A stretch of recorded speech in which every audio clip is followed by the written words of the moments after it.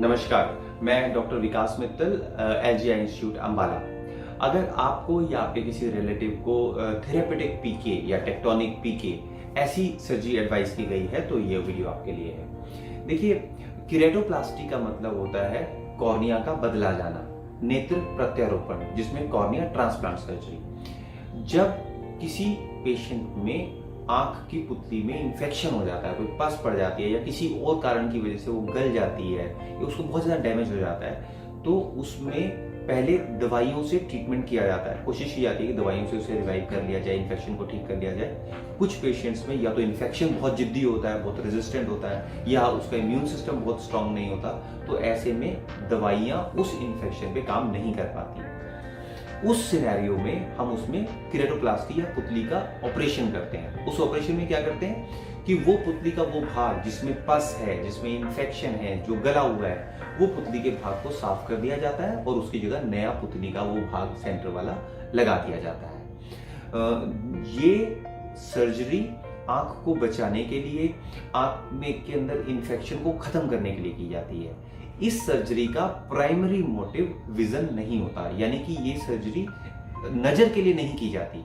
अगर एक बार आंख बच जाए, एक बार आंख की शेप बच जाए, आंख का इन्फेक्शन खत्म हो जाए, तो हम उसे सक्सेसफुल सर्जरी मानते हैं। और आगे चलकर कभी कभी 6 महीने के बाद, कभी कभी साल के बाद, कभी कभी 2 साल के बाद कुछ टेस्ट किए जाते हैं, और अगर आंख के पीछे वाले भाग में लाइट हो तो इसको नजर के लिए भी कोई और नई सर्जरी की जा सकती है। तो थेरेपेटिक पीके या टेक्टोनिक पीके में हमारा बेसिक एम होता है किसी भी तरीके से आंख बच जाए। बस आंख अगर बच गई तो फिर आगे चल के सोच लेंगे कि उसमें नजर के लिए हमने क्या करना है। ये घंटे 1.5 घंटे की सर्जरी होती है, और इसको कभी कभी हम लोकल एनेस्थीसिया मतलब इंजेक्शन लगा के सुन करते हैं, कभी कभी जनरल एनेस्थीसिया पूरा बेहोश करके करते हैं। और ऑपरेशन के बाद पहले 3 महीने में 4-5 विजिट करने पड़ते हैं। उसमें हम ये देखते हैं कि इन्फेक्शन दोबारा तो नहीं आ रहा। अगर हमारे पहले 3 हफ्ते अच्छे निकल जाते हैं जिसमें इन्फेक्शन नहीं आता, तो ज्यादातर लोगों में फिर इन्फेक्शन सदा के लिए खत्म हो जाता है। मतलब वो वाला इन्फेक्शन नहीं आता, कोई दूसरा आ जाए तो बात अलग है। और हमारा एम रहता है कि 1 साल में 6-7 विजिट हों पेशेंट की, और उसको हम रेगुलर चेकअप करते रहे। रेगुलर चेकअप किस लिए करते हैं? इन्फेक्शन तो नहीं हो रहा दोबारा, कोई नया इन्फेक्शन तो नहीं आ रहा, रिजेक्शन तो नहीं हो रहा, टांगा कोई ढीला तो नहीं हो रहा, इन सब के लिए चेकअप किया जाता है।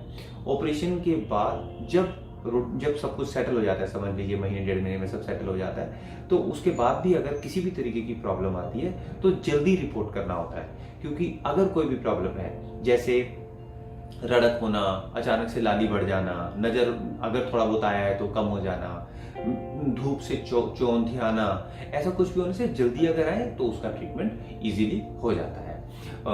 इसमें ऑपरेशन के बाद भी कुछ एंटीबायोटिक दवाइयाँ ये डालने वाली और खाने वाली कभी कभी पहले 3-4 हफ्ते तक खानी पड़ती हैं। जो बाकी दवाइयाँ हैं वो करीबन साल 1.5 साल तक चलती हैं। कभी कभी कुछ पेशेंट्स में हम कुछ 1 या 2 ड्रॉप लाइफ लॉन्ग भी देते हैं। तो आई होप आपको थेरेपेटिक पीके के बारे में काफ़ी हद तक क्लैरिटी आ गई होगी। और अगर इसके बावजूद कोई आपके डाउट्स हैं, कुछ आप क्वेश्चन है समझ नहीं आया है, पूछना चाहते हैं, हमारे काउंसलर से या हमसे दोबारा पूछ सकते हैं।